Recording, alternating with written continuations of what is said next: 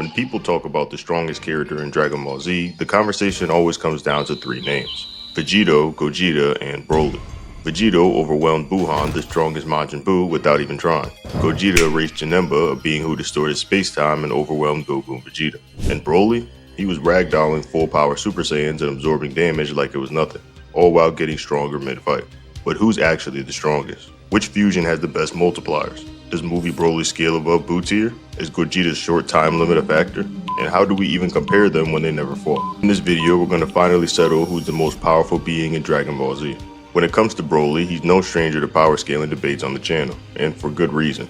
He's a unique anomaly across Dragon Ball's movieverse, evolving with every appearance and pushing past limits that most characters don't even approach.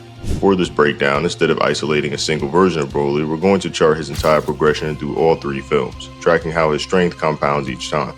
In his original debut, Broly is seen tearing through the South Quadrant of the universe in a state that's clearly not reflective of his peak. Restrained, unstable, and far from focused. Despite that, the damage he causes is massive. It's a common misconception that the South Quadrant equals a single galaxy, but in Dragon Ball's cosmology, each of the four universal quadrants contains a vast number of galaxies. This has been directly confirmed in official materials like Daizenshu 4 and Chozenshu 4, which describe the universe as infinitely populated with galaxies, star systems, and nebulas. To be able to decimate such a large section of that quadrant, visual cues suggest it's roughly a quarter. While still mentally broken and physically restrained, puts Broly in a league well beyond your typical star-busting character. Even in that state, his destructive output suggests his multi-galactic range at bare minimum. And that's just the beginning. Throughout multiple pieces of Dragon Ball media, interviews, guidebooks, promotional blurbs, there's a consistent narrative. Broly, left unchecked, would erase the entire universe. Whether this erasure is instant or the product of chaos prolonged is never really defined. But the destination is always the same: universal destruction. And this is what sets him apart from villains like Buu or Cell. While those characters are essentially immortal and thus have eternity to fulfill their threats, Broly is mortal, with a natural Saiyan lifespan and physical limitations. He doesn't have thousands of years to burn galaxies. His destruction of the universe has to occur within 40 to 50 years. That compression of a timeline makes his threat level significantly more intense. Some fans attempt to scale Broly downward by referencing his loss to a powered-up Goku in Movie 8. They argue that if Goku beat him while in Super Saiyan, especially with assistance from the others, then Broly can't be above Cell Saga tier fighters. But this line of reasoning doesn't hold up, especially when you factor in the massive boost that Goku received. According to an official Movie 8 pamphlet, the punch that ended Broly was delivered after Goku received a 1000 times power increase.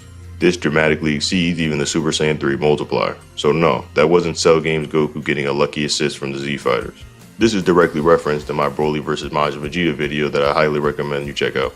In general as well, this isn't just Cell Games Goku, as in this movie it's very clear that Goku is stronger than Gohan. In the canon version of the story, Gohan is much stronger than Goku, so the scaling in this movie is obviously to a different level. Not to mention the fact that if we do use the characters from the canon, Goku didn't think that Gohan's hidden power or his Super Saiyan 2 form would have been enough to defeat Broly. There wasn't the same tactic that was used against Cell to let him fight and unleash his anger. It was clear that Broly was way beyond this type of level. By the time we reach Broly's second coming, the stakes escalate.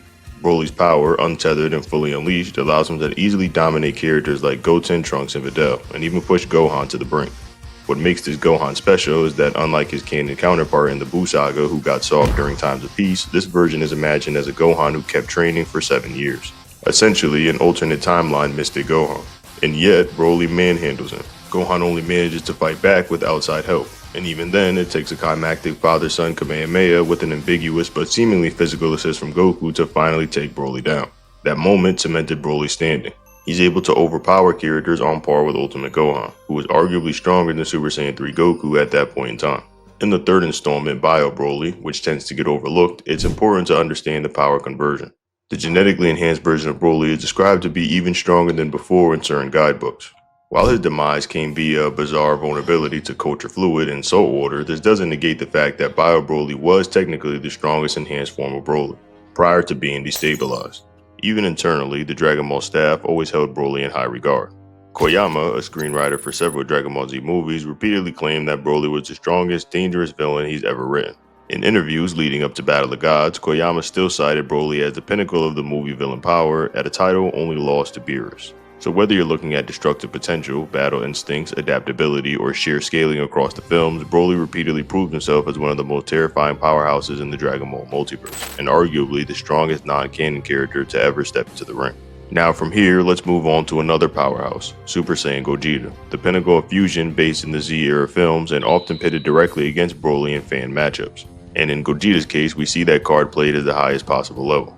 His battles are often framed as the ultimate hero versus the ultimate villain, especially when comparing him to Broly, making this confrontation a fan favorite for power scaling discussions.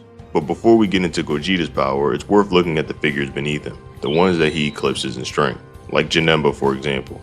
In his initial form, Janemba is more than just a physical fighter, he's a metaphysical phenomenon. His presence doesn't just warp space around him, it corrupts the very nature of the afterlife, distorting the fabric of reality and flooding it with centralized chaos. This isn't just some distorted battlefield, it's a breakdown of the entire cosmic balance between life and death. Now for those unfamiliar with Dragon Ball structure, the afterlife isn't a simple spiritual zone. According to both Daizenshuu and Chozenshuu, the mortal universe and the afterlife are equally vast. Heaven alone is said to mirror the size of the living universe. So when Janemba begins corrupting the space by just existing, we're talking about reality scale manipulation. This is the level of distortion Super Saiyan 3 Goku steps into, and unlike his earlier transformations where the effects were mostly limited to localized tremors or environmental damage, Super Saiyan 3 Goku's powered up in this scenario. He shakes the entire afterlife, not by fighting but by merely powering up.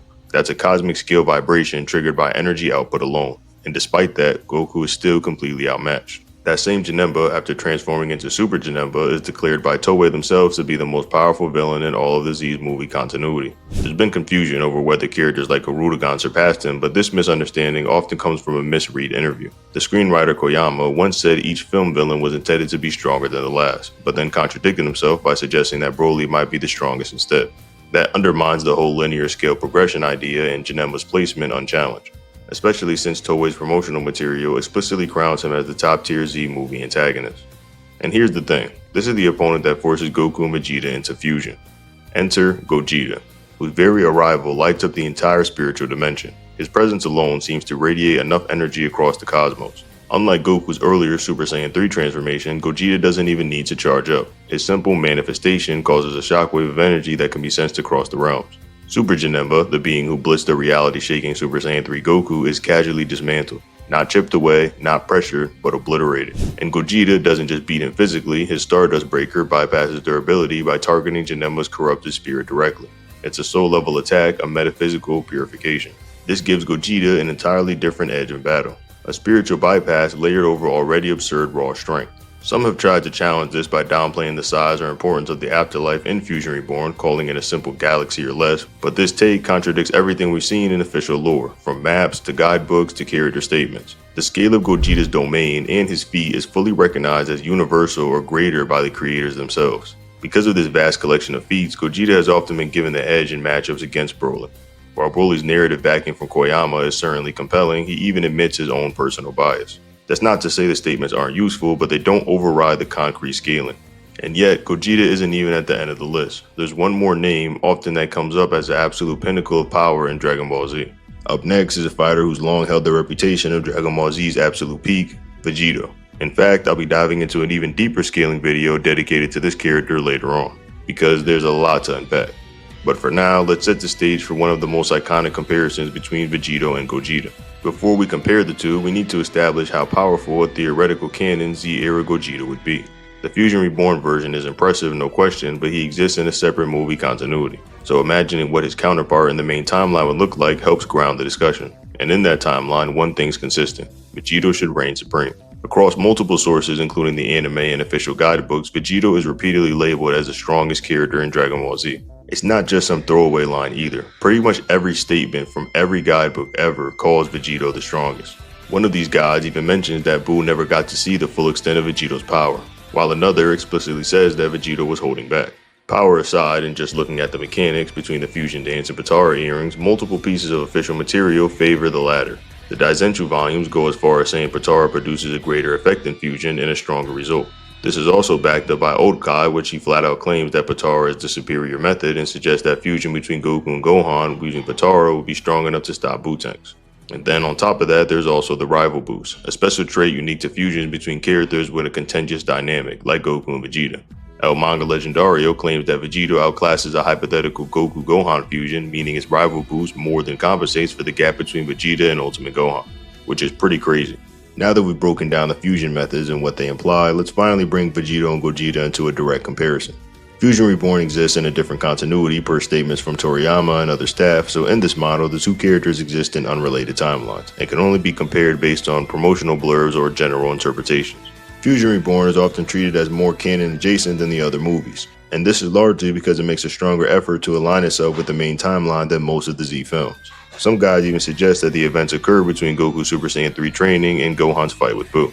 In this second lens, Goku remarks that Janemba in his first form is more powerful than the presence he's ever felt, indicating that the film must take place before he encounters Super Buu or Buu-Tanks. Given this, and that Goku and Vegeta's power levels in the movies are more consistent with their Buu Saga selves, we can reasonably assume this is a decent approximation of what a canon Z-era Gogeta would look like. And with that in mind, Gogeta annihilates Janemba, a villain who is warping the metaphysical structure of the afterlife just by existing. There was a specific weekly Shonen Jump that compared Gogeta and Vegito directly. However, when you actually read what's going on, it doesn't really make too much sense. They don't seem to be compared directly in power, but more so the fusion timer between them. However, when you look at more official guides, such as the Daizenshu, Vegito is regularly called the strongest warrior ever, and this came after Fusion Reborn was released. Gogeta is also praised and at one point called unrivaled among fusion warriors, which sounds like it would be stronger than Vegito. However, fusion in most instances is referring to Metamoran and not Potara, and Potara is usually either referred to as Potara or merged beings. So it's very likely that statement in itself doesn't even accompany Vegito at all. And even if we did, there's more than a plethora of statements that calls Vegito the strongest warrior rather than Gogeta. Even times where Gogeta is actually shown in the same panel Vegito is being called the strongest. Vegito would also have universal feats alongside Broly and Gogeta, being able to stop Buhan from annihilating the universe in the anime. He then teaches Buhan how to use that same power he was using to annihilate the universe into his fist. The same fist that Vegito was able to easily block and dismiss outright. Super Vegito was never trying against Buhan, a being who scales far above Janemba. So with all that being said, here's how the ranking would go. So to answer the title of this video, Vegito would be on top. Next would be Gogeta, and then finally Broly.